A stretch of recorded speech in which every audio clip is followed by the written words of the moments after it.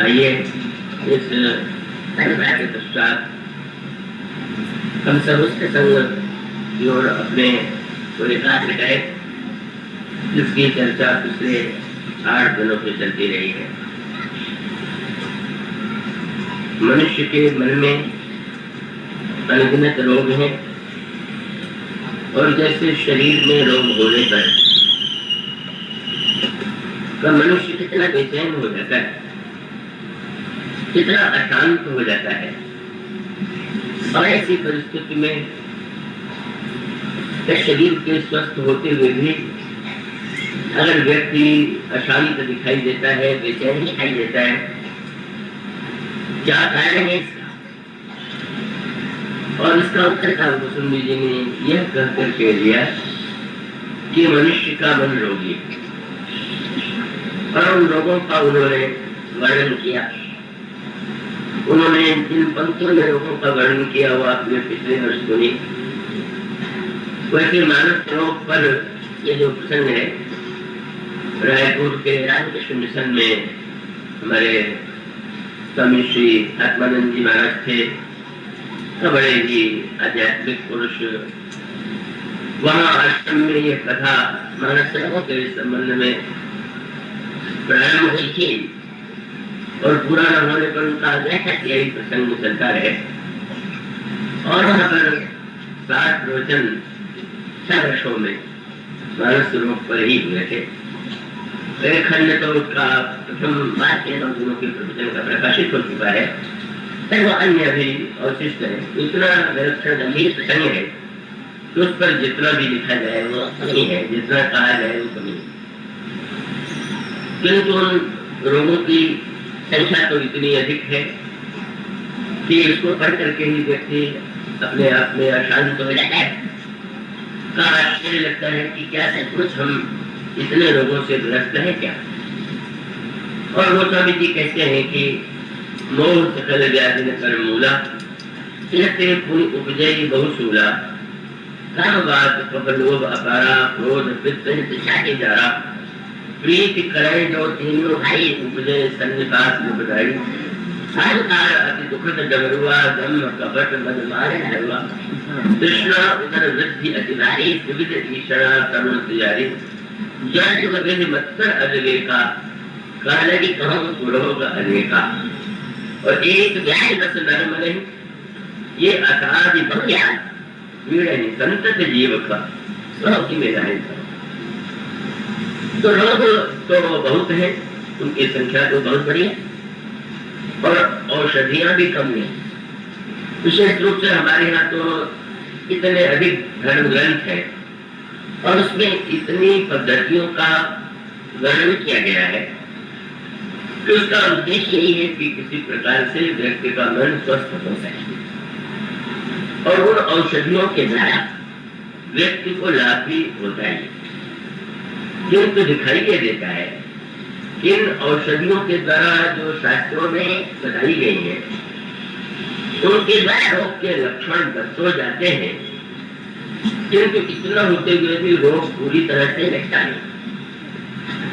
और दूसरी बात यह दिखाई देती है कि एक रोग यदि दवा से कम होता है तो दूसरा रोग बढ़ जाता है।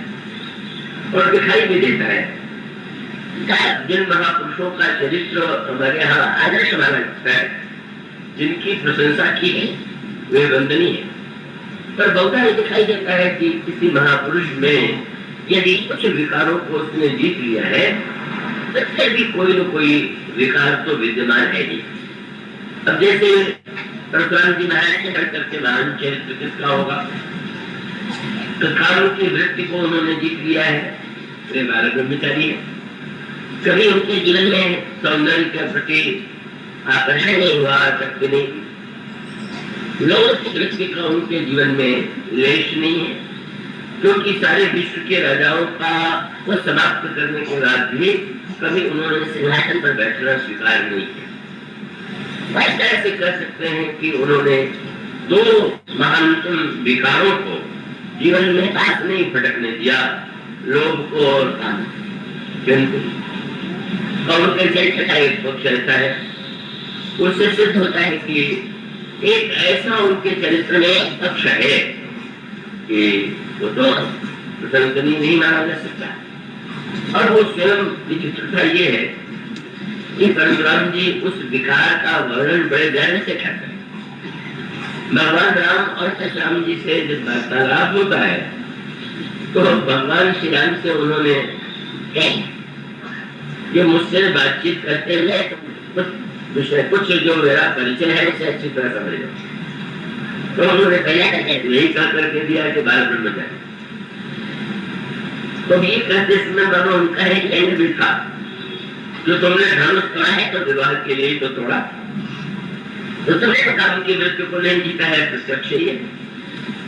और तुम एक राज्य के उत्तराधिकारी हो, सिंहासन पर बैठोगे तो तुमने जब के मृत्यु को भी नहीं जीता। मैं बाल ब्रह्मचारी हूँ जिसके अंतःकरण में कभी विकार नहीं आया, तो उसके साथ जोड़ लेते हैं। बाल ब्रह्मचारी अति कोई, मैं बड़ा भारी क्रोधी हूँ। अब क्या अर्थ हुआ कि अगर काम और लोभ को जीत लिया तो क्रोध बढ़ गया। और वो क्रोध की प्रशंसा ये करते हैं। उनका जो जीवन दर्शन है वो जीवन दर्शन यह था कि कृपा से बुरी बात तो कोई नहीं। उसका अभिप्राय है कि वो कठोर दंड को वो मानते हैं कि समाज में बुराई मिटाने का एकमात्र उपाय यही है कि इतना कठोर दंड दिया जाए कि कोई व्यक्ति बुराई की ओर प्रवृत्त हो। और उसकी परिभाषा तो इतनी व्यापक है कि अगर एक व्यक्ति अपराध करे तो उसी को दंड नहीं मिलना चाहिए। जितने लोगों ने अपराध को देखा है, देख करके चुप रहे हैं, उन सबको समाप्त कर देना चाहिए। और वही उन्होंने किया। पर ये तो उनकी धारणा है कि लोग कल्याण के लिए आवश्यक यही है। तो अब उन्होंने क्रोध को गुण के रूप में देख लिया। तो मैं दंड देने के लिए मुझे तो कोई सत्ता नहीं चाहिए, पद नहीं चाहिए, मुझे तो कोई घर परिवार नहीं है, समाज को व्यवस्थित रखने के लिए मैं क्रोध के द्वारा सकता। तो इसलिए बड़ी मीठी बात है कि भगवान राम और लक्ष्मण को देख करके जब उनके हृदय में ऐसा लगा कुछ मैं बदल गया हूँ, को देखने लगा कि आज वो मेरा स्वभाव उतना नहीं है जैसा पहले। तो उन्होंने कहा, उन्होंने कहा कि जिस वस्तु से मैं सदा बचता रहा वो वस्तु मेरे जीवन में आ जा गई, उसके कारण मैं बहुत दुखी हो रहा हूँ। तो शब्द उन्होंने कहा, आज दया दुख दूसरा सहावा। ये दया के व्यक्ति ने आज इतना मुझे दुखी बना दिया। मनुष्य का अभिप्राय ये कि वो मान के चलते हैं कि नहीं तो क्रोध के द्वारा अन्याय मिटाने के लिए व्यक्ति को निर्दय होकर के व्यवहार करना चाहिए। अगर वो दया की दृष्टि दिखाएगा तो लोग उसका अंतर लाभ लें। तो इतना बड़ा महापुरुष और उनकी मान्यता ये है। और इसलिए भगवान राम ने तो बड़ी ऊंची बात की। परशुराम जी बार बार जब ये कहते हैं कि मैं क्षत्रिय जाति का द्रोही हूँ, भगवान की तो कोई जाति नहीं होती, पर अब श्री राम के रूप में उन्होंने क्षत्रिय जाति में जन्म लिया है। तो भगवान राम कह सकते थे कि क्षत्रिय द्रोही है तो मैं ब्राह्मण द्रोही। आजकल तो ये लोग बहुत व्यापक है, सब एक दूसरे के द्रोही बन करके ही न्याय करना चाहते हैं। तो भगवान श्री राम का दर्शन परिपूर्ण दर्शन। तो इसका अभिप्राय कि आपने खाया लोग को जीत दिया और क्रोध आपका अतिशय बढ़ गया, तो ये तो संतुलित जीवन नहीं हुआ, पूर्ण जीवन नहीं हुआ। इसलिए भगवान श्री राम ने विनम्रता से कहा कि मैं तो नहीं, ये सर्वदा बंदनीय, मैं तो आपकी पूजा करता हूँ। और धीरे से बात को कह दिया कि मैं तो जहाँ तक समझता हूँ चलिए विप्र कृपा करेगी। अगर आप कहते हैं कि आप ब्राह्मण है तो मैं तो ये मानता हूँ कि ब्राह्मण के हृदय में जैसी कृपा होनी चाहिए वही कृपा उसकी विशेषता। तो भगवान को विनम्रता से भी संकेत कहते हैं कि आप कृपा को इतना त्याज्य न मान लीजिए। कृपा कोई ऐसी वस्तु नहीं है लेकिन वो तो आपके लिए शोभा होती। तो इसका अर्थ ये है कि और भी चरित्र है, जितने चरित्र है श्रेष्ठ से श्रेष्ठ चरित्र है, चाहे वो महाभारत काल के चरित्र हो और चाहे रामायण काल के चरित्र हो। तो आप देखेंगे कि महाभारत काल में तो शायद ही कोई ऐसा पात्र हो कि जिसमें अगर एक विकार को जीता हो तो दूसरे विकार से उनके सजग हो गया। भीष्म बाल ब्रह्मचारी यही है और बाल ब्रह्मचारी है, पर इतना होते हुए भी उनके जीवन में एक सात्विक अभिमान भी बड़ा प्रबल, और वो साधारण अभिमान नहीं है। परशुराम जी से उन्होंने क्षत्रिय शिक्षा प्राप्त किया, लेकिन जब एक अवसर विशेष पर वही एक जो कमी है, ब्रह्मचारी ने प्रकाशराज ने अगर अपनी कन्याओं का स्वयंवर रचा तो आदि वहां पहुंच गए, और वो राजा आश्चर्य करने लगे कि उन्होंने तो विवाह न करने की प्रतिज्ञा की थी, क्या विचार बदल गए? और लोग करने वालों ने कहा इसका विवाह करेंगे तो झूठी मूठी प्रतिज्ञा है, फिर तो कोई सामर्थ्य ही नहीं। तो क्रोध आ गया। अच्छा, पर वो सात्विक अभिमान मैं कोई साधारण व्यक्ति हूँ, सारे राजाओं को परास्त करके उन्होंने कन्याओं का हरण किया, बाकी तो भीष्म के चरित्र का पक्ष है, वो तो प्रसिद्ध नहीं। और इसीलिए परशुराम जी ने आदेश दिया कि इस कन्या का तुम अगर वहां से लाए हो तो तुम्हें विवाह करना चाहिए। उन्होंने स्वीकार नहीं किया और गुरु शिष्य नहीं बिछड़ गया। परशुराम जी ने उस समय भगवान राम से जिस भाषा का प्रयोग किया था उसी भाषा का प्रयोग भीष्म से नहीं किया। उन्होंने कहा शायद मेरे पुराने इतिहास को तुम भूल गए, समाज भूल गया। भीष्म पता है मैंने कई सारे क्षत्रिय जाति को समाप्त कर दिया, पर वो परशुराम जी के बात के साथ पर भीष्म श्री राम की तरह नहीं है, वो तो तुरंत ही कह देते हैं कि हाँ मैं भीष्म जैसा कोई क्षत्रिय नहीं आ होगा, तभी आप ये करता। तो इसका अभिप्राय ये है कि असंतुलन कहीं न कहीं है। अगर ज्ञान है अगर विषय है तो अभिमान वहां पर काम और लोग की वृत्ति का अभाव है तो क्रोध है। इस तरह से समस्त रोग मिट जाए ऐसा व्यक्ति नहीं दिखाई देता। इस मानस में ऐसे कुछ पात्र हैं जिनके जीवन में समस्त रोगों का अभाव, तो रोगों के अभाव रोग को मिटाने का ऐसी दवा कि जिस दवा के द्वारा सबके सब रोग नष्ट हो जाए, उस दवा की खोज नारायण की गई। और नारायण जी ने जो साधन पद्धति बताई, उस साधन पद्धति के द्वारा व्यक्ति के जीवन के रोग नष्ट हो सकते। इस संदर्भ में जो उनकी भाग्य की पद्धति है उसकी चर्चा कल प्रारंभ की थी, और वो क्या होगी थोड़ा सा तो संकेत में कर वर्णन किया गया कि सुमेरु पर्वत पर 4 शिखर हैं और 4 शिखर पर 4 वृक्ष हैं, और उन चारों वृक्षों के नीचे मुसलमान जी 4 शाखाएं करते हैं। पीपल के वृक्ष के नीचे एक पर पीपल का वृक्ष है, दूसरे पर पाकड़ी है, तीसरे पर आम है और चौथे पर बट। वहां पर जब उन्हें ध्यान करना होता है तो पीपल पर ध्यान को बढ़ाए, पीपल वृक्ष के नीचे बैठ करके ध्यान करते हैं। और जब करना होता है तो जो पाकड़ी का वृक्ष है उसके नीचे बैठ करके वो जब जाप यज्ञ पाकड़ी कर करें। और जब उन्हें भगवान की मानसिक पूजा करना होता है तो आम के वृक्ष के नीचे बैठ करके आम छाकर मानस पूजा, और जब उन्हें कथा सुनानी होती है तो वट के वृक्ष के नीचे बैठ करके आम छाकर मानस पूजा और बदतर कह हरि कथा कहना। तो सूत्र ये है कि ये 4 साधनाएं जो है ध्यान, मानसिक पूजा, जप और भगवत कथा, अगर जो चारों का समुचित सदुपयोग किया जा सके तो मनुष्य के अंतःकरण के सारे विकार दूर हो सकते हैं। मन को शुद्ध करने की साधना, बुद्धि को पवित्र करने की साधना, चित्त को निरुद्ध करने की साधना और अहंकार को मिटाने की साधना इन चारों वृक्षों के माध्यम से बताइए। कृपया निद्रा पर विजयी रह करके इस रोग पर तो बनिए और तब आप संक्षेप कैसे सुने।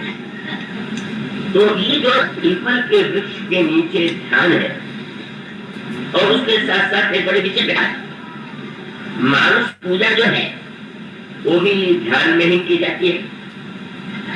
मानस पूजा का अभिप्राय है कि जैसे आप अपने आपके रहने हो या मंदिर में आप बच्चियों से पूजा करते हैं, चंदन लगाते हैं, माला पहनाते हैं, धूप दीप नैवेद्य से पूजा करते हैं, इसी प्रकार से मानसिक पूजा का बड़ा महत्व बताया गया। मानसिक पूजा का तात्पर्य है कि बाहर कोई उपकरण न होते हुए भी में आप भगवान की पूजा उन तत्वों के द्वारा कर रहे हैं या उन तत्वों के द्वारा कर रहे हैं जो बाहर संभव नहीं है, ये है मानस पूजा। तो थोड़ा सा आश्चर्य होता है कि जब वो ध्यान करते हैं पीपल के नीचे, तो उसी वृक्ष के नीचे वो मानस पूजा भी कर ले। बड़ी जो दो वृक्षों का चढ़ा है, विषय सूक्ष्म है, कृपया बहुत एकाग्र रहे, तो दो वृक्षों का प्रयोग क्यों करते हैं? तो इसका सूत्र ये है, ध्यान में और मानस पूजा में एक बड़ा बड़े महत्व का अंतर है। अंतर यह है कि ध्यान में निरोध है और मानस पूजा में विस्तार। और स्पष्ट में कर दूं, ध्यान की पद्धति की चर्चा आपके सामने की गई थी। जब कोई ध्यान करे तो ध्यान करने का क्रम है, और क्रम यह है, उसी के लिए जो योग की भाषा है उससे है ध्यान, धारणा, प्रत्याहार और समाधि। तो ये जो ध्यान, धारणा, प्रत्याहार, समाधि है, घबराइएगा नहीं, तो उसको उतने रूप में नहीं लूंगा कि लोग इसका अभिप्राय यह है कि अगर आपको कोई वस्तु भीतर रखनी है तो जहां रखना चाहते हैं वहां स्थान होना चाहिए। खाली नहीं है तो आप रखेंगे कहाँ?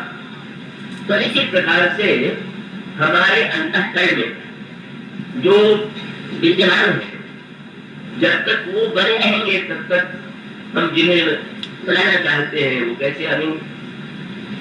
तो उसका अभिप्राय है कि हमारे अंतःकरण में जब काम, क्रोध, लोभ, अहंकार, मद, मोह, मात्सर्य ये दोष विद्यमान है, तो गोस्वामी जी कहते हैं पत्रिका में कि ये सर काक कंक पत सुकर कब मराल सवाल, जिस सरोवर में क्यों रहते हो, बगुले रहते हो, क्या वहां पर हंस आ सकता है क्या?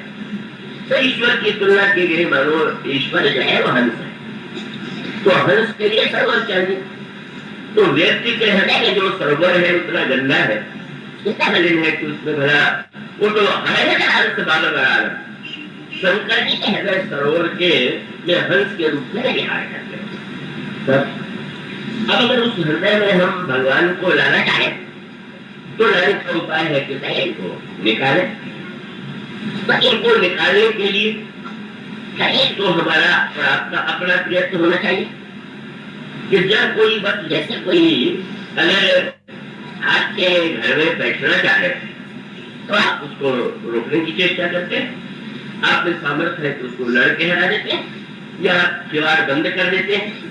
तो इसी प्रकार से हमारे अंतःकरण के जो विकार है उनको पहले निकालने की चेष्टा करें। तो ध्यान में बैठने के पहले काम तो यही करें, जो सांसारिक चिंतन हो रहा है उसको हम पहले उससे अपने आप को रक्षा करें। इसीलिए बड़े प्रसिद्ध कथा है, बिहार के बड़े प्रसिद्ध संत थे रमैया बाबा, और एक राजा सत्संगी थे। कहो कभी मोहन में थे तो पहुंच गए, सेवकों ने कहा महाराजा क्या चाहिए, इस समय है और पूजन करने का आप सूचना दे तो आपका दर्शन करेंगे। तो उन्होंने कहा कि वो पूजा कर रहा था तो मैं बैठ जाता, पर वो तो घोड़े का जामा सी रहा है, मैं नहीं बैठा। चले गए। जब वो ऐसा उठे और उससे ऊपर से पूछा कि कोई आया तो नहीं था, तो महाराज ने ये बाबा आए, तो तुम लोगों ने रोका, पर महाराज तो नहीं, वो नहीं रुके।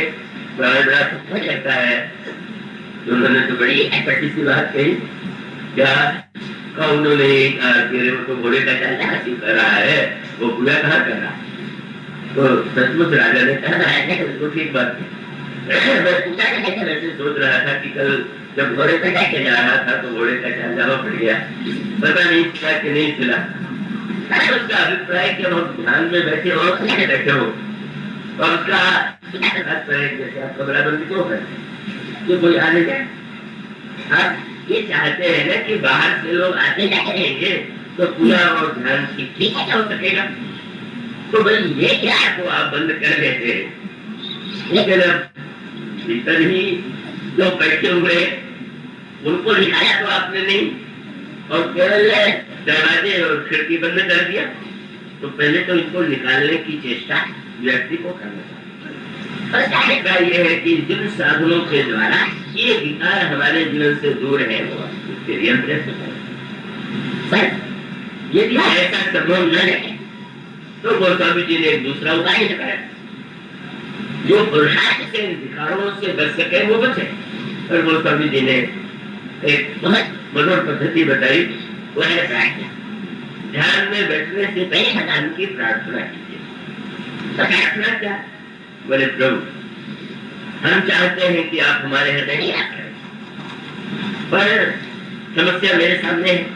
और सब लोगों ने मेरे प्रति कहा, मैं इसी शब्दों में भगवान से प्रार्थना की, वो बड़े मदद करते। उन्होंने कहा, प्रभु मन हृदय भवन प्रभु तोरा। प्रभु ये जो हृदय का भवन है ये तो आप था, लेकिन समस्या क्या है?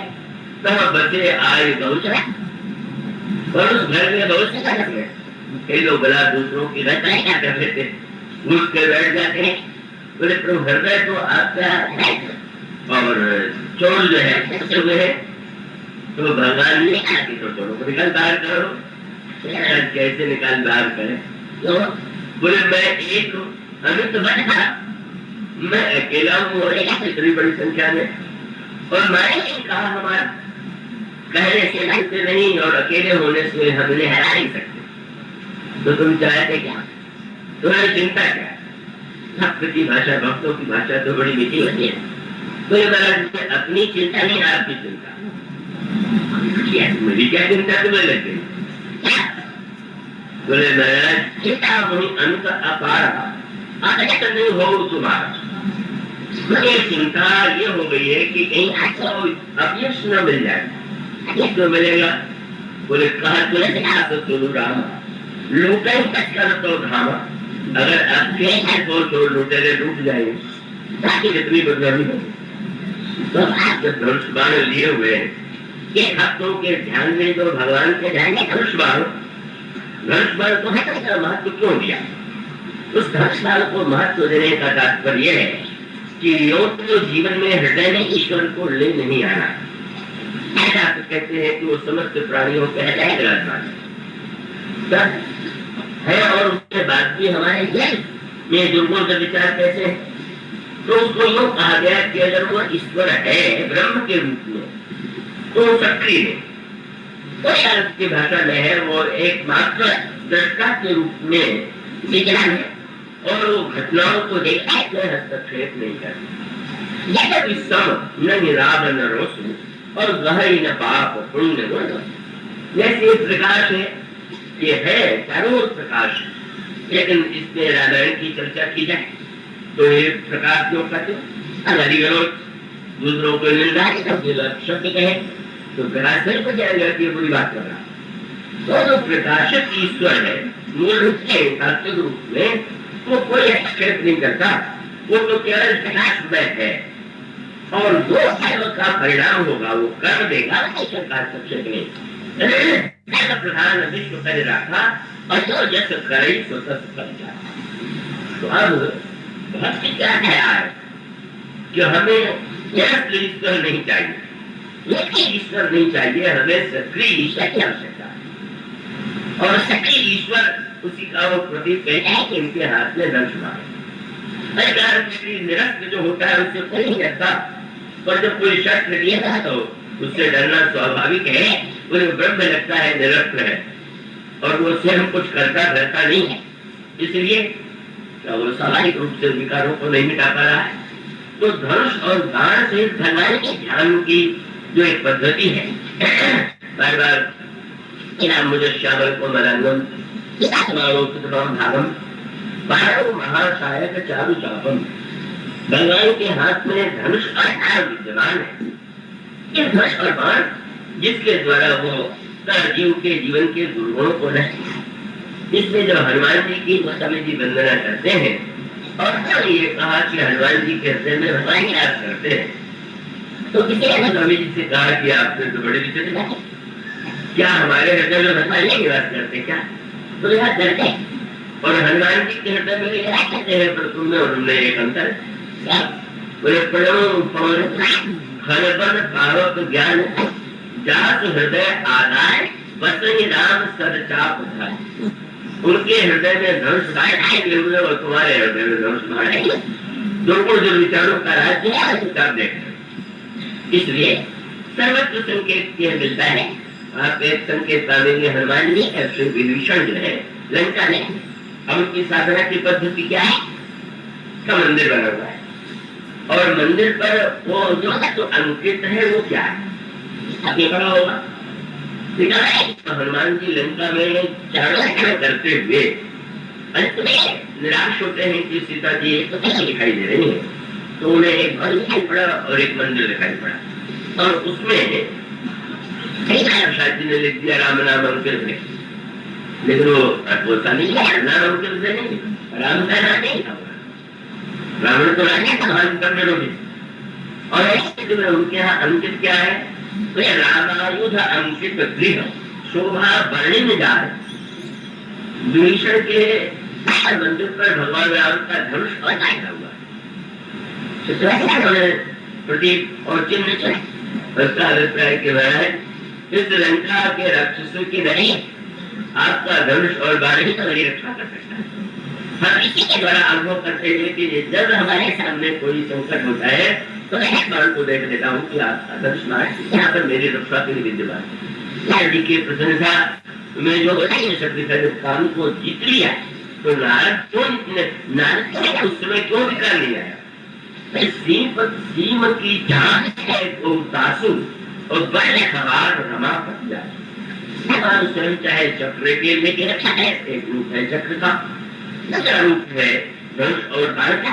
ये जो धनुष और बाण है इसी के संदर्भ में जब विभीषण आगे चल करके भगवान की शरण में जाते हैं तो भगवान की शरण में पहुंचने पर उनसे पूछा, विभीषण जी कुशल से तो है?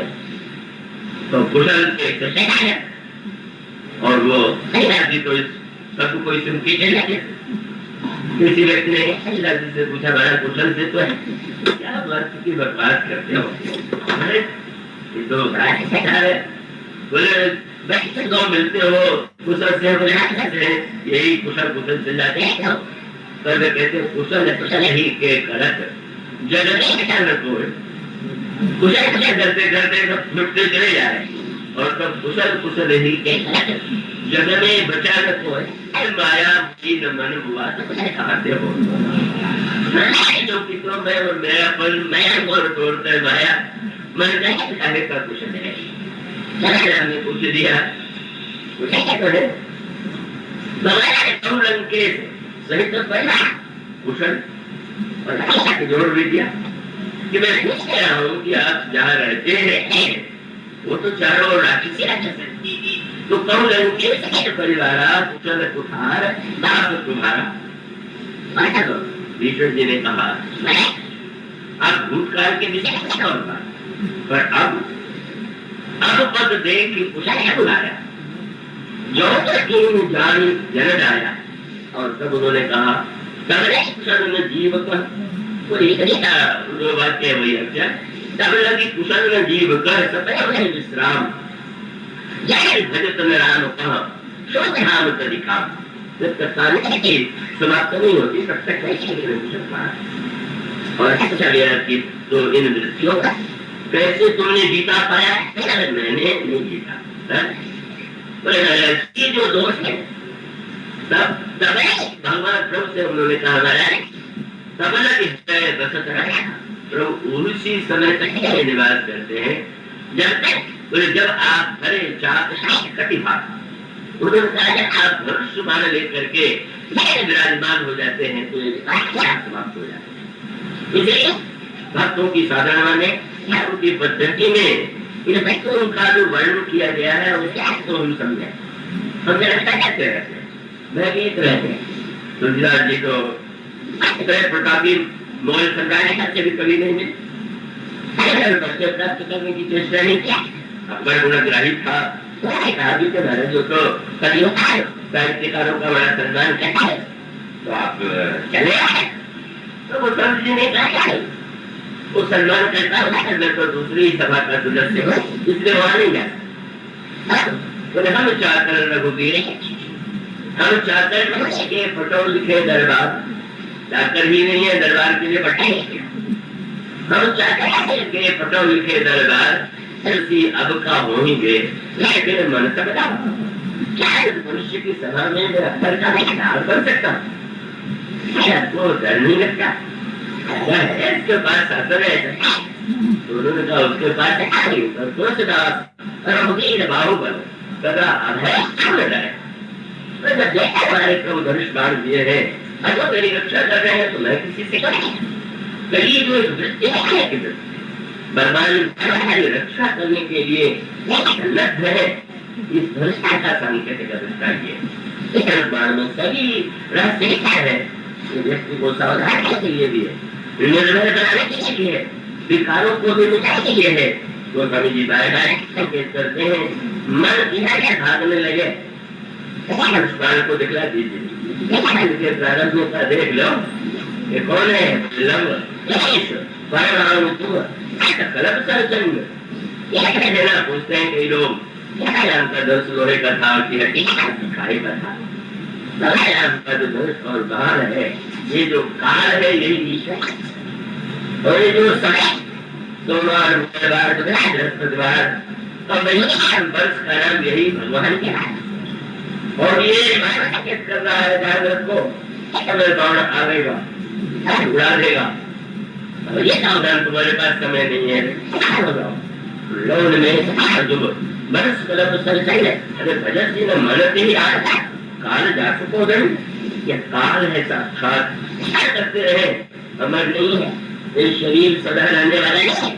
और इसलिए बस इससे एक अगर काल को देखें तो न रहेगा, के पीछे जब भगवान राम के हाथों को देखेंगे के जीवन में एक आनंद की स्थिति होगी। इस तरह से तो उपाय है, या हम स्वयं लड़ करके उन्हें निकाले, या असमर्थता का यदि अनुभव तो भगवान से प्रार्थना, प्रभु आप जो है इनके निकालने की कृपा करें, अपने धनुष और बाण से इन्हें नष्ट करें। इसके पश्चात ध्यान की पद्धति ये है कि आप भगवान के रूप पहले गुरु और गुरु में एक महात्मा जाए तो सदगुरु का लक्षण आप बताने के आज भी चर्चा चली। श्री हनुमान जी ने भी ये प्रश्न किया था, और सूत्र यही है कि सदगुरु के लिए आप लेकर के चले तो आप संकट में पड़ जाएगा, क्योंकि आप क्षण में किसी पास पहुंचे उसी के उस कार्य को मांगते चलेंगे किसी कार्य में रूप में बैठा वो दिखाई और उसे सदगुरु मान ले, तो उस समय कैसे वो क्रोध की मुद्रा में दिखाई दे और आदमी समझ लेंगे क्रोध कर रहा है तो कहीं से सदगुरु है। तो ये सब मापदंड है, तो बड़े कठिन। उसका सूत्र यही है जैसा कि कहा गया, सदगुरु वैद्य बचे विश्वासा, और उसका डॉक्टर अच्छा है, इसकी क्या यही है कि उसकी अगर आपका रोग दूर हो रहा है तो अच्छा है, और नहीं हो रहा है तो आप या तो बहुत उचित है, या डॉक्टर के साथ योग है, वैद्य जी योग्य नहीं होगा। ये भी हो सकता है कि बहुत अच्छे डॉक्टर हो, बहुत अच्छे वैद्य, पर आप उनकी कोई बात नहीं मानते हो, केवल बहुत ही डॉक्टर में देखने आते हैं, पर गर्भ अपने मन में पाए, और उसका अभिप्राय होता है मानस रोगों के संदर्भ में भी सूत्र संगुरु वैद्य, और उसके बाद अपने आप कहते होंगे जब शरीर अस्वस्थ होता है तो दुर्बलता के कारण जो है उठना भी आपको होता है, तो कोई सहारा दे तो आप उठे, नहीं हो तो आप किसी के सहारे, और भूख लगती नहीं तो गोस्वामी जी ने कहा कि जिस सदगुरु के पास जा करके उसकी बताई हुई दवा का सेवन करके विश्वास पूर्वक दवा, और उस दवा का सेवन भी करना है श्रद्धा के अनुपान में।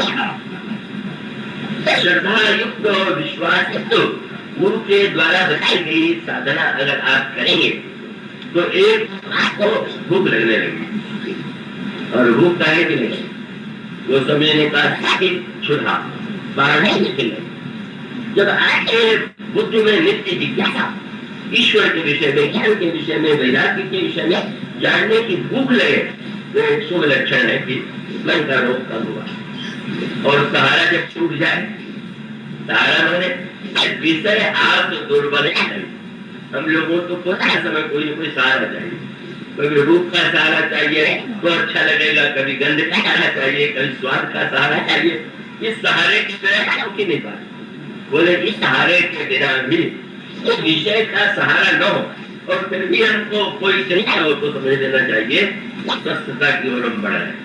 मानो ये कई संकेत है, हमारा रोग भंग हो, हमारी विवेक की भूख जागृत हो और हमारे जीवन में विषयों के प्रति आकर्षण की वृत्ति कम हो। और उसके पश्चात जो स्वामी जी ने कहा कि जब रोगी होता है तो नहाना नहीं है, कि नहाने से कहीं नहीं बढ़ने जाए।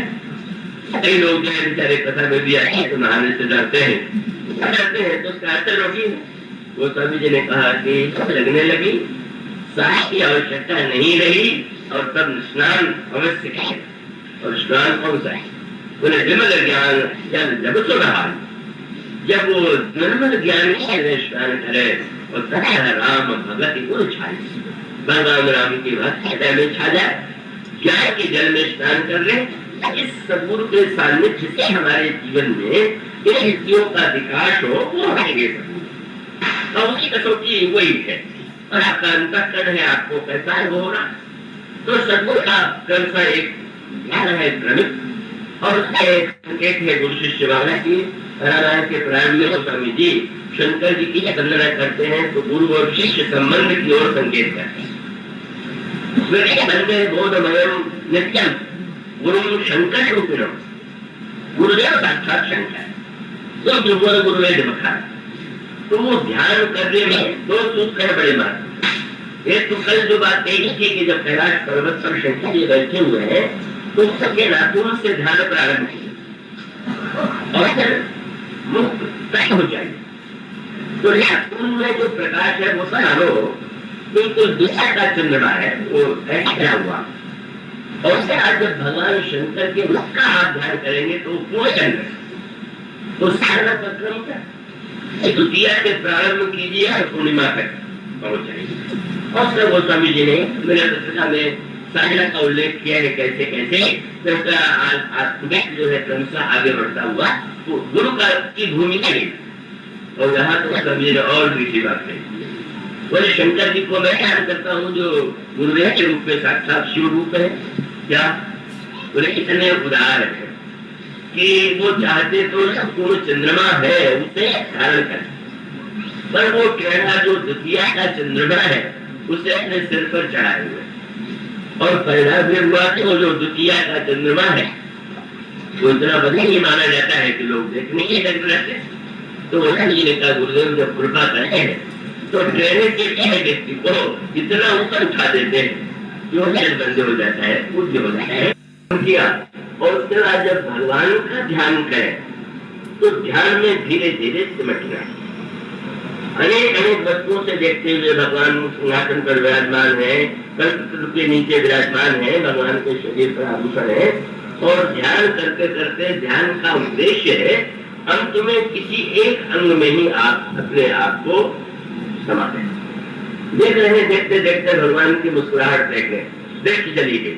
भगवान मंद मंद मुस्कुराए और इतनी अच्छी वो मुस्कुराहट लग गई।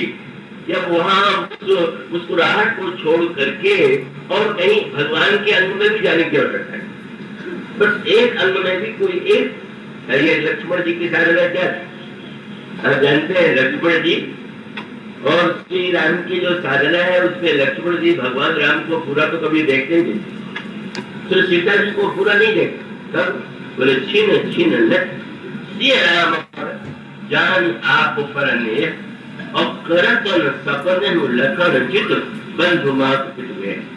चरण में ही इतना आनंद आ गया। भगवान का प्रत्येक अंग इतना दिव्य है, सुंदर है, परिपूर्ण है कि एक ही अंग में जब हम अपने आप को समाहित कर देते हैं तब हमारी चित्त वृत्ति निरुद्ध हो जाती है और वो स्थिति हमें हमारे जीवन में आती है जिसे समाधि कहते हैं। तो इस तरह से चित्त वृत्तियों का जो निरोध है वो ध्यान का मुख्य उद्देश्य है, उसकी पराकाष्ठा है। पर ये जो मानस पूजा है ये चित्त वृत्तियों का निरोध नहीं, अभी तो मन का सदुपयोग है। मन का सदुपयोग माने अब चित्त वृत्तियों को आप उसको निरुद्ध करें तो मन का स्वभाव तो बड़ा उल्टा है। वो तो 120 साल पहले नहीं चाहता, बेचारे कवियों ने तो न जाने कितने दृष्टि से मन को देखा। तो वो हमारे देव कवि है जिन्होंने कह दिया कि अरे मन मेरा जानता कि तू ऐसा दुष्ट है, ऐसे जो पे जानता हूँ तुझे है ऐसे है तो विषय के संग, मेरे मन मेरे हाथ पाँव तेरे तोड़ दो। मेरा हाथ तोड़ देता, मैं हंसने लगा, खोज लो हमारा हाथ पर। तो हमें अभिप्राय है कि जो निराकार है और इतना चंचल है, एक क्षण के लिए स्थिर नहीं होता। एक कवि ने सीधे कहा कि पता नहीं क्या समझ के इसका नाम मन रख दिया गया। आजकल तो तौर का जो रूप है वो किलो है या क्विंटल है या अन्य जो नाम है, उससे बहुत वर्ष पहले आप लोगों में से जो बूढ़े होंगे उनको याद है उस समय शेर मन इस तरह से तोला जाता है। तो 40 शेर का एक मन होता था। तो कवि ने कहा यार इसका नाम मन किसने रख दिया? क्यों? बोले उड़त फिरत है फूल जो जहां कहा बेकाम, ऐसे हरुए को घरो कहा जानी मन नाम। इसका नाम तो रत्ती रत्ती रखना चाहिए था। ये मन 40 शेर का इतना भारी और ये जो है उड़ा करता है बड़ा ही चंचल। तो ये मन को आप बिल्कुल विरुद्ध करें, ये बड़ा कठिन कार्य। ये जो मानस पूजा है बड़ा विलक्षण विषय है। उसके लिए पीपल के वृक्ष में छाया तो बहुत सुंदर है, बड़ा पवित्र वृक्ष है, वह कोई रसीला फल नहीं। और जो आम का वृक्ष है वो बड़ा रसीला है। उस आम के वृक्ष में जो आम का फल होता है वो कितना प्रिय होता है। और इसका सूत्र ये है कि मन जो है वो रस का प्यासा, और मन को अगर भागता है तो प्यास के बारे भटक रहा है।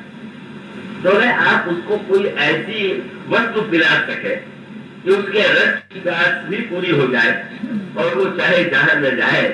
क्या यही उद्देश्य है मानस पूजा? मन को आप मार मत डालिए, मन को आप तोड़ मत दीजिए, उसका हाथ पैर होता ही नहीं है। पर मन जो ये बहुत गहरे गहरे संकेत है साधना के। काम जब भगवान शंकर पर आक्रमण करने के लिए गया तो अंत में शंकर जी पर बाण उसने कहां से बैठ के चलाया? बोले आम का वृक्ष था। जब काम सारी कला के बाद हार गया तो आम के वृक्ष पर देख रताल विटक बर शाखा और कहीं पर चढ़ो मदन मन माखा। समर्थ हो गया, शंकर जी प्रभाव नहीं पड़ा, आम के वृक्ष पर चढ़ गया, मन में छोड़ लिया, पुष्प का धनुष और पुष्प का बाण उस वृक्ष पर बैठ करके चलाया। और सचमुच जब भगवान शंकर के हृदय पर वो पुष्प का बाण लगा तो भगवान शंकर की समाधि जो थी वो भगवान शंकर एक क्षण के लिए उनके अंतःकरण में श्रृंगार भावना का उदय हो गया। और तब शंकर जी ने सोचा मैं इस तरह से समाधि स्थिति में बैठा हुआ था, ये मेरे जीवन में काम का प्रवेश कहां से आ गया? कौन ये हमारे हृदय में क्षोभ उत्पन्न होगा? तो उन्होंने देखा काम को, और काम को देखा तो उन्होंने अपनी तीसरी दृष्टि खोल दिया और वो काम जो है जल के नष्ट हो गए। तो कितने सावधान है शंकर जी। शंकर जी ने काम को जला दिया पर आम का एक पत्ता भी नहीं जलाया। गोस्वामी ने कहा है शंकर जी तब तीसर नैन उगारा कि तबत काम भय जल जाए। अब कोई जलाने चलेगा तो वो वृक्ष पर बैठा है और शंकर जी की दृष्टि खुलेगी तो पूरा विश्व पूरा वृक्ष। शंकर जी से किसी ने पूछा आपने आम को क्यों छोड़ दिया? उन्होंने कहा भाई आम का फल बड़ा रसीला और रस की प्रेरणा से ही व्यक्ति जीवन में काम चाहता है। काम की वृत्ति में भी तो रस की ही वृत्ति है। मन में जो एक रस की वृत्ति है उसी के कारण व्यक्ति काम का आश्रय देता है। और मर्यादा युक्त काम जो है वो जीवन में आवश्यक नहीं। पर वो सुंदर चीज आता है कि जब काम शंकर जी पर आक्रमण करने के लिए चला तो काम और शंकर जी में क्या अंतर? अब काम जब शंकर जी पर आक्रमण करने चला तो शंकर जी पर आक्रमण करता। तो गौतमी जी ने लिखा है कि जब चलने लगा तो उसने कहा कि आज मेरी मृत्यु तो हो, शंकर जी के सामने जाऊंगा तो मैं तो बच नहीं। लेकिन कहा कि एक बार चलते चलाते लोगों को अपने चमत्कार तो दिखाई। और तब काम ने क्या किया? बोले कोटे जब ही बात चढ़ते तू क्षण सकल सेतु ब्रह्मचर्य व्रत संयम नाना धीरज धर्म ज्ञान विज्ञान सभय विवेक कटक शोभा। सारे ग्रंथ भाग खड़े हुए, चारों ओर प्रकृति में इतनी कामुकता आ गई, संगम करही तलाव तलाई, जहाँ सदसा जड़न के वर्णी को कही सके त्रिटेशन करनी। माने उद्देश्य केवल शंकर जी के हृदय में काम उत्पन्न करके विवाह की प्रेरणा देना, जिससे वो विवाह करे और तारका सुरता नाम, किंतु अनावश्यक। तो भाई डॉक्टर में और एक बुरे व्यक्ति में क्या अंतर है? डॉक्टर छुरी चला रहे और एक बुरा व्यक्ति छुरी चला रहे, तो बुरा व्यक्ति तो अंधाधुंध प्रहार करेगा। तो डॉक्टर की विशेषता यह है कि वो छुरी दिए हुए हैं, पर वो ये जान के ये मान के चलता है कि सावधानी से जितना आवश्यक है उतना ही उस अंग को काटा जाए या उस वस्तु को काटा जाए, ये युक्ति करा है। तो ऐसी स्थिति में ये जो काम का जो प्रयोग है कि वो सारे संसार को उसने अपनी वासना के माध्यम से वशीभूत कर दिया, मानो यही जीवन का संकेत। अगर जीवन में काम मर्यादित हो और मर्यादित रह करके व्यक्ति को रस को दे दे तो ठीक, पर होता ये है कि वो ऐसी वृत्ति ले आता है कि मनुष्य जो है सारी मर्यादाओं को भूल करके ऐसी स्थिति में अपने जीवन को ले जाता है कि जहाँ पर समाज भी अमर्यादित होता है और अंत में उसे भी ग्लास बनना पड़ता है, स्वयं भी उसको जीवन में रोग का प्रवेश होता है, ये समझे। लेकिन शंकर जी ने नहीं, ये रस वृत्ति को थोड़ी में जाना, रसाल तो बहुत बढ़िया, जो बोले भले ही काम जो है वो रसाल पर ऊपर चढ़ गया, पर हमारे राम के भक्त तो आम के नीचे बैठे और आम के नीचे बैठ करके रस में जो प्रभु का ध्यान करेंगे, वो प्रभु के रस जितना आम का रस पीला। और गोस्वामी जी ने कहा संत सभा 24 से अमराई, श्रद्धा ऋतु वसंत से बगाई। संत समाज जो है वही आम का बगीचा है, श्रद्धा उसमें बसंत ऋतु है। उसका अभिप्राय ये है कि आपने सुना आम का फल बड़ा मीठा होता है, और आप चले गए ऐसे महीने में कि जहाँ पर कहीं कोई एक फल न दिखाई पड़ा और आप कहने लगे कि व्यस्त लोग कहते हैं बड़ा मीठा फल होता है, वहां तो फल ही नहीं। इसी प्रकार से संत अगर आम के वृक्ष है तो आम के वृक्ष होने के साथ साथ श्रद्धा का वसंत लेके जाइएगा, उतर की आंधी और पतझड़ लेके न चले जाइएगा। श्रद्धा लेकर के जब जाएंगे तो वह बसंत ऋतु आ गया, और बसंत ऋतु के आने के पश्चात अब उसमें गौर लगेगा। गौर क्या है? बोले समझम नियम फूल। फिर वो भी पहले जो साधना बताएंगे संत, जब वो आप करेंगे तो मानो गौर लगा, और गौर लगने के पश्चात जब वो साधना आपकी बढ़ी तो उसमें फल आ गया। फल क्या आ गया? बोले समझम नियम फूल फल ज्ञान। जब श्रद्धा लेके संत के पास गए, उसने जो साधना बताई वो आपने साधना किया, गौर लग गया, साधना करते करते ज्ञान का उदय हो गया, फल आ गया, पर अभी तो रस बाकी है। कच्चे आम में और पके आम में तो बड़ा अंतर है। तो ज्ञान मानो कच्चा, और ये भक्ति का जब रस उससे आ जाए तो वो स्वामी जी ने कहा कि भाई काम की भी अंतिम परिणति रहती है, और यहाँ पर भी अंतिम परिणति क्या? बोले हरि पद रति रस वेद रति दोनों स्थानों पर, चाहे काममयी रति हो चाहे राममयी रति हो, ऐसा दिव्य रसाल माने मन से ये कहे कि अरे भाई तुम जितना संसार में व्यवहार करते हो, जिन जिन वस्तुओं की खोज करते हो, चलो आप मानस पूजा करें। अब आप निर्णय कर लें कि अच्छा चलो भाई हम भगवान के लिए फूलों की माला बनाएंगे। अब कहा आपके पास, सबके पास कहाँ बाग होगा? दूसरे के बाग में जाए तो संकट पड़े, इसीलिए ध्यान करने बैठ जाइए, किसी बाग में चले जाइए मन से, और ध्यान कीजिए कि हम फूल चुन रहे हैं भगवान के लिए माला बनाने के लिए, भगवान का श्रृंगार करने के लिए। और वो आप फूल तोड़ करके बनी में ले आए, फिर गूंथे उसकी माला। फिर आप संगीत का आनंद लेना चाहते हैं तो भगवान बैठे हुए हैं, विराजमान है, उनके यहाँ संगीत हो रहा है, गायन हो रहा है। वो सारे दृश्य जो आपको प्रिय लगते हैं उन सबको भगवान से जोड़ दीजिए। वस्त्र आपको, आभूषण आपको प्रिय लगता है, वस्तुएं प्रिय लगती हैं, मानस पूजा में उन्हीं वस्तुओं को जिनका प्रयोग हम और आप संसार के व्यक्तियों के लिए करते हैं, अपने लिए करते हैं, जब उनका प्रयोग हम भगवान के लिए मन ही मन करें, बस यही मानस पूजा है। मन को हर जो वस्तु चाहिए, जो रस चाहिए, वो सारा का सारा रस जब प्राप्त होगा तो ये मन में इसको चित्त ध्यान जो है वृत्ति का योग है। और जो मानस पूजा है और मन का चारों ओर विचार करते हुए उसमें और जितनी आप सेवा करना चाहें, एक बार आप मानस पूजा का आनंद थोड़ा थोड़ा करके पाले तो इतना आनंद आ जाता है कि मनुष्य का मन बहुत रसयुक्त हो जाता है। अगर वो इस रसयुक्त का ध्यान करेगा तो मन रसमय हो जाएगा।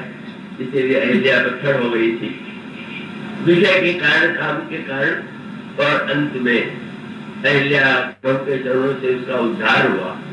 और अहिल्या जब जाने लगी तो भगवान से कहा, महाराज मैं ये कैसे कहूं कि मेरे द्वारा फिर से भूल नहीं हो, पर मैं चाहती हूँ कि दवा मैं लेती जाऊं। कौन सी दवा लेके गई? बोले पद कमल त्यागा रस अनुरागा। रस ही तो चाहिए हमको, काम के द्वारा भी बोले पद कमल त्यागा रस अनुरागा मम मन मधुप कर पाना। ये मन का भौरा संसार के विषयों में रस ढूंढ रहा है, आपके चरण कमल के पराग का रस अगर इसे मिल जाए तो ये धन्य हो जाएगा। ये मानस पूजा का उद्देश्य है। और कितनी सस्ती भाई संसार में आपको याद है, आप कहें कि लीजिए मैं आपको भाव की मिठाई भेंट कर रहा हूँ, लीजिए भाव का जल भेंट कर रहा हूँ, तो मेरा खड़ा होगा, मेरा बैठ तो कह दिया गया। सरकारी व्यक्ति को कहेगा मन मोदक की भूख बुझाए। मन के मोदक से कहीं भूख मिटती है क्या? लेकिन कितनी बढ़िया मानस पूजा कर रहा है। भगवान कहते हैं संसार वालों की भूख जो है वो बिना वस्त्र पे नहीं मिलती, और मुझे तो मन के बस तुम लड्डू खिला, मन की माला पहना दो, मन के वस्त्र पहना दो, और तुम्हें जो तुम पूजा का फल है उससे भी बड़ी पूजा का फल मैं तुम्हें दूंगा। इसलिए कहा गया स्थूल पूजा की अपेक्षा मानस पूजा का महत्व अधिक है। इसका और लेकिन हम लोग की समस्या वही है, तो जब हुआ था आपने सुनी होगी कि बड़े दरिद्र थे, अभावग्रस्त थे, मन में हुआ मंदिर बनावे, भगवान की खूब बढ़िया मूर्ति बनावे, भगवान के लिए आभूषण बनावे। महात्मा के पास गए, महात्मा से कहा महाराज ऐसा कोई उपाय बताइए कि धन मुझे मिले। अगर कहते कि धन मैं अपने परिवार के लिए चाहता हूँ तो महात्मा जी कुछ उपाय सुझा सकते, फिर तुम इतने धन कितना पाना चाहते हो, क्या संख्या है? वो उसने यही कहा कि महाराज भगवान का मंदिर बनाए। और कई लोग अच्छे रूप में ही वस्तु को रखते हैं, कई लोग तो रात्रि का टिकट जब खरीदते हैं तो पहले यही जोड़ लेते हैं कि भागेगा तो इससे हम एक मंदिर या कोई बस विचार बनवा लेते हैं। पर वो करके उसने जो कहा तो महात्मा ने कहा देखो तुम भगवान का मंदिर बनाओगे भी तो कुछ दिन में पुराना हो जाएगा, और एक बार जो बन जाएगा वो तो फिर एक बैठे रहेगा।